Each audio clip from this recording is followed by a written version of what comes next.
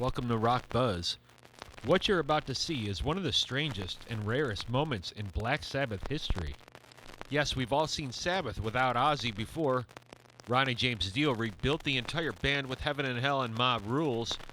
Ian Gillan with the Born Again era. Glenn Hughes, Ray Gillan, Tony Martin. Sabbath went through more singers than most fans remember, but none of those eras feel as bizarre as this one. A lineup that existed just long enough to leave a rumor, an audio bootleg, and one TV appearance most people believe they'd never see, ever. This story starts in late 1977. Sabbath were rehearsing for their next album, Never Say Die. The studio was booked, the songs were forming, and Ozzy walked. No conversation, no dramatic press story, but he just quit. Tony Iommi did what he had to do and called an old friend, Dave Walker. This wasn't some unknown kid. Walker had fronted Fleetwood Mac and Savoy Brown, and at the time, he was in a band called Mistress.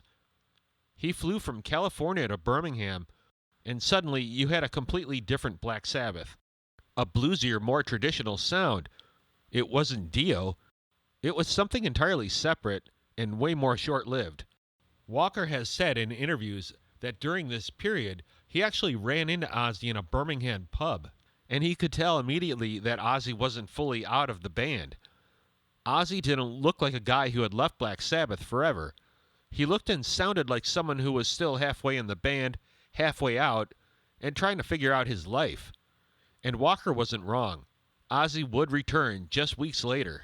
Before that happened, there was one moment, with one physical piece of evidence that this lineup actually existed. January 8th, 1978, on the BBC program, Look Here, Walker's only live performance with Black Sabbath, an early version of Junior's Eyes, and partial War Pigs, and then nothing, no second show. Ozzy walked back in, Walker walked out, and the entire chapter was erased like a dream.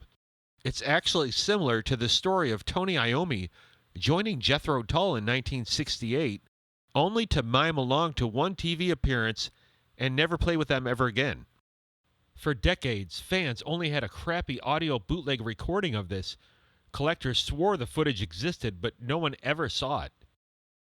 This was Sabbath's ultimate lost media, the Holy Grail. People joked that they'd probably find the lost Kel Jam master tapes before they'd ever see the Walker footage. And now it's actually surfaced.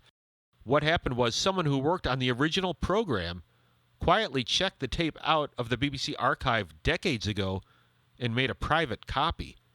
He gave it to one of the big Sabbath collectors who ran one of the old Sabbath websites in the early 2000s. That collector admits he sat on this footage for about 20 years. He only showed it to a couple trusted friends, and he had kept it hidden. So the footage wasn't lost. It was buried, guarded, passed around in a tiny underground circle of fans who never leaked it. And then finally somebody in that chain said, enough, the fans deserve to see this, and they published it to YouTube. And fans are ecstatic, some saying they thought they'd go to their grave never seeing this. Clip isn't rare, it's the rarest. It's the version of Sabbath that wasn't supposed to be, and wasn't supposed to survive. A moment that was erased almost as soon as it happened.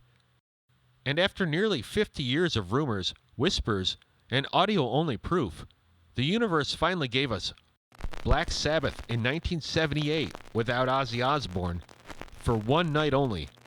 You gotta love YouTube. Somehow this survived long enough for all of us to be able to see it. I'll go ahead and drop a link in the description so you can see the entire video for yourself. Very cool. Leave your thoughts and comments. Please hit like and subscribe if you haven't already. We thank you for watching Rock Buzz.